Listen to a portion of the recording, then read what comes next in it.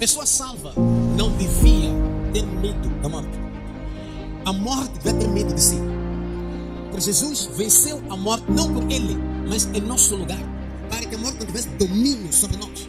Às vezes a igreja não tem algo muito errado de condenar nossos irmãos na fé. Cometemos muito esse pecado.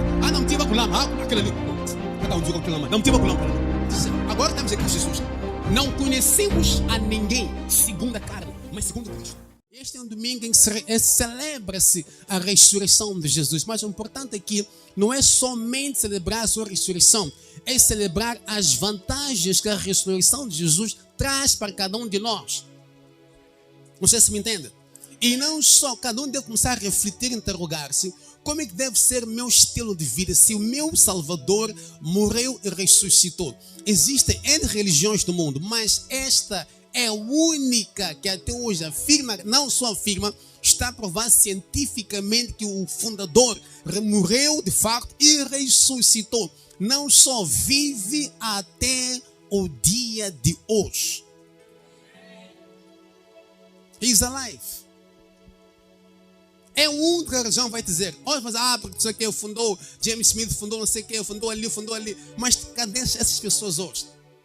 Nenhuma religião vai te dizer que o seu fundador ressuscitou.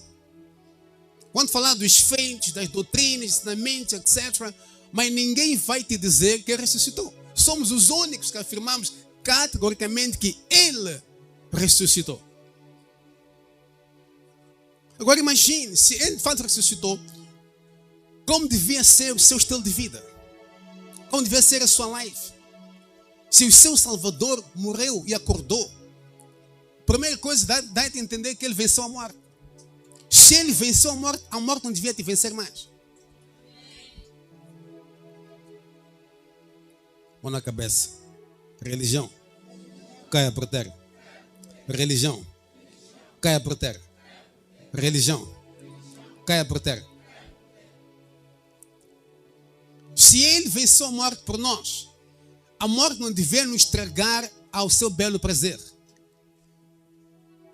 Sabiam disso? Pessoa salva não devia ter medo da morte. Não, estou a falar sério. Pessoa salva não devia ter medo da morte. Vou repetir o que eu disse. Irmã, entenda bem isso aqui. Pessoa salva não devia ter medo da morte. A morte devia ter medo de si. Porque Jesus venceu a morte não por ele, mas em nosso lugar, para que a morte não tivesse domínio sobre nós. Não sei se me entende.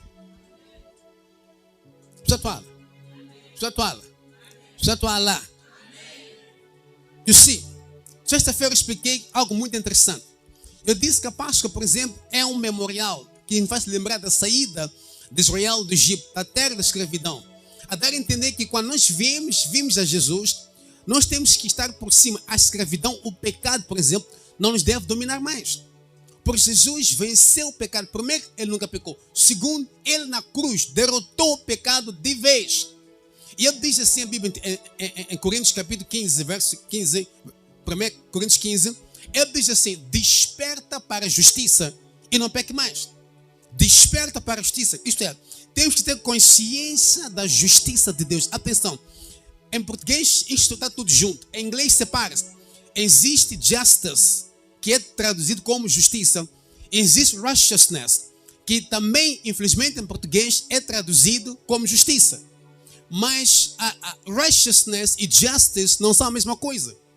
Justiça, que é justice, é que você conhece, não é? Mas righteousness, que também em português vem como justiça, tem nada a ver com a justiça de justice. Righteousness tem a ver com a aceitação incondicional diante de Deus.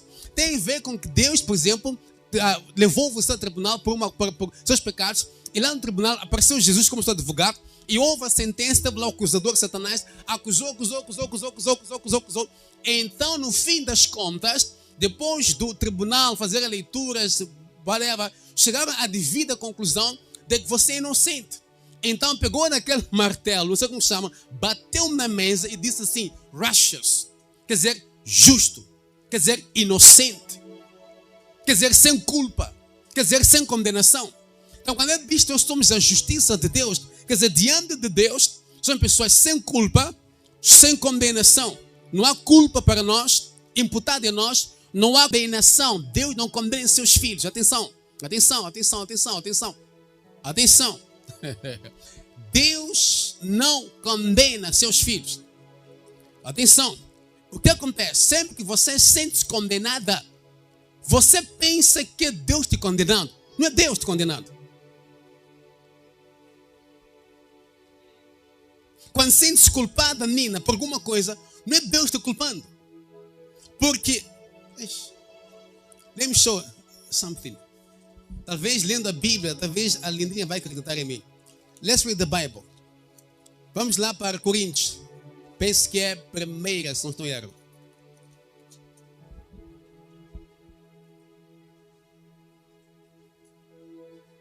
Segunda Coríntios capítulo 5, verso 21. Eu peço aqui para ler. 2 Coríntios 5, 21. Eu peço muito atenção, Tito. Acompanha, porque o que nos impede de avançar na vida, muitas das vezes, somos nós próprios. São as convicções erradas que nós temos sobre a nossa ligação com Deus. O sangue de Jesus não foi derramado por acaso. Não, não, não, não, não. Agora, há quem pode dizer assim. Ok, vamos lá ler. Peço para ler. 5, 21. Assim diz a palavra do Senhor. Exato. Aquele que não conheceu o pecado. Veja só, aquele que não conheceu o pecado. Jesus Cristo na terra, durante seus 33 anos, supostamente, que veio aqui na terra, não conheceu pecado. Logo, ele já qualificou-se para ser o nosso perfeito substituto. Tomar o nosso lugar. Ok? Não conheceu o pecado, continua. Ele se fez pecado por nós. Atenção, atenção, atenção, atenção. Olha para mim. Jesus não conheceu o pecado, mas fez-se pecado por nós. Entenda a linguagem. Ele não conheceu o pecado, mas ele fez-se pecado. Isto é, Jesus Cristo não chegou a ser ladrão, mas transformou-se em roubo. Jesus não chegou a ser adúltero, mas tornou-se adultério. Ele fez-se pecado. Jesus nunca foi fornicador, mas tornou-se fornicação. Ele nunca foi mentiroso, mas tornou-se mentira. Ele nunca pecou, mas foi que? Pecado. Tornou-se pecado. Por nós, quer dizer, em nosso lugar. Houve uma substituição na cruz. Ele lá foi em nosso lugar. Substituiu-nos, trocou-nos. Por exemplo, alguém está condenado à prisão, por exemplo, digamos, 15 anos de cadeia, ok? E alguém vai lá e diz assim, ei, peço trocar, vamos lá trocar. Mulher saiu, eu entro. Foi o que aconteceu. Mulher está no tribunal, decide-se a sentença, 15 anos de prisão, e naquele momento eu levanto a mão e digo, excuse me, o que se passa, senhor? Peço trocar. Mulher tem que ir preso, não é isso? Peço tomar o lugar da mulher. Então a mulher sai, vive como homem livre, eu vou à cadeia. Toda a culpa, todo o castigo que vier vir sobre a mulher, vem sobre mim. Foi o que Jesus fez. É isso que o povo de Deus não entende. Quão grande, oh meu Deus do céu, quão grande e poderoso é a obra finda na cruz. Nós temos que viver debaixo do poder de Deus. Temos que manifestar a glória, manifestar a presença, manifestar o poder de Deus em tudo que é canto. Porque nosso Redentor vive. Ele morreu e ressuscitou. E não só, ele derrotou a morte na cruz. Chatuala. Chatuala. Nós temos que ter uma consciência muito elevada. Uma consciência muito elevada da nossa identidade. Quem somos em Cristo. Por conta, não por nosso mérito próprio, não. Mas por conta daquilo que ele fez em nosso lugar. Ele é o nosso perfeito substituto. Se eu roubei, me chamo de ladrão, ele tornou-se roubo por minha causa. Se eu mentia, ele tornou-se mentira. Eu sou mentiroso. Ele tornou-se a mentira por minha causa. Ele tornou-se aquilo que eu faço, que me faz você dar um adjetivo de ladrão. Então, se ele torna-se aquela coisa, obviamente, Não há como eu voltar. Oh meu Deus. Não há como haver acusação legal contra mim. Porque Deus trabalha com tribunais. Que lembra do ano passado? Com tribunais. E é sempre o inimigo está toda hora no tribunal. Sempre ele tem acesso ao tribunal. Meter queixas. Ele faz isso. E ele já vai numa época, numa situação em que o povo de Deus é muito imaturo. Nós nos desenvolvemos espiritualmente, não percebemos quem somos. Primeira coisa, a nossa identidade. Quem somos agora que estamos em Cristo? Ele diz assim: quem está em Cristo Jesus, nova criatura é. Mas não percebemos o que é isto, não entendemos muitas das vezes o que é isso de nova criatura. Nova criatura não é continuidade do passado. Não é bate-chapa e pintura. Não é uma versão melhorada. Não. É um ser que nunca existiu antes. Nova criatura é um ser que nunca existiu antes. Em outras palavras, atenção, nova criatura não tem passado.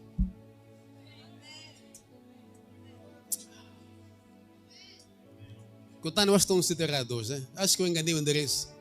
Acho que tenho que descer mais um pouco, né, Júlia? Acho que a minha chat está lá embaixo. Ou ficaram todos no estádio? Não voltaram do estádio?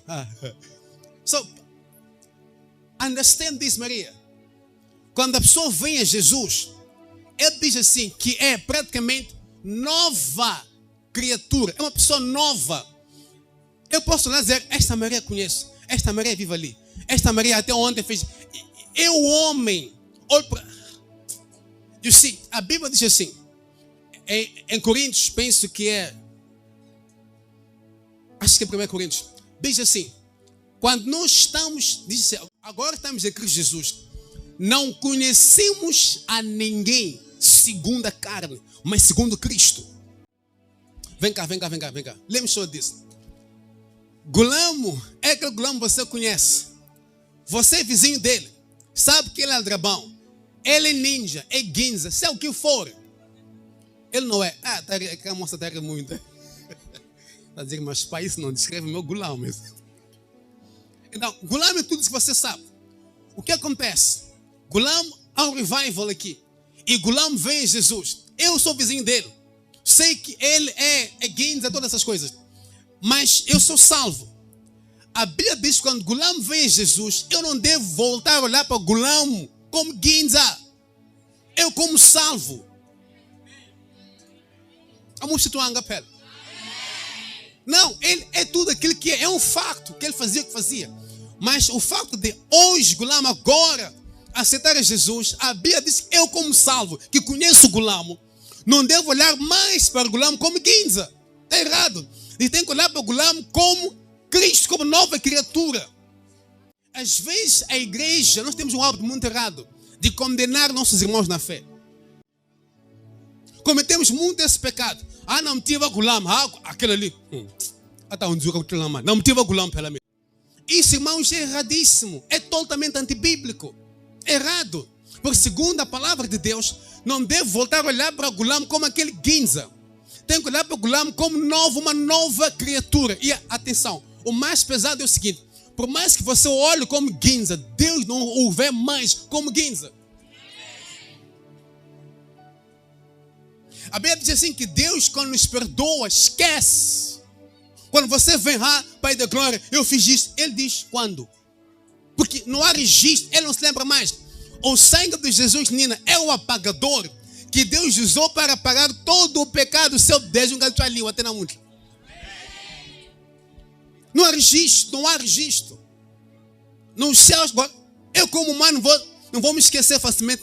Aquele ali era um bandido. You see. Olha para mim. Pessoa madura na fé não condena irmãos na fé.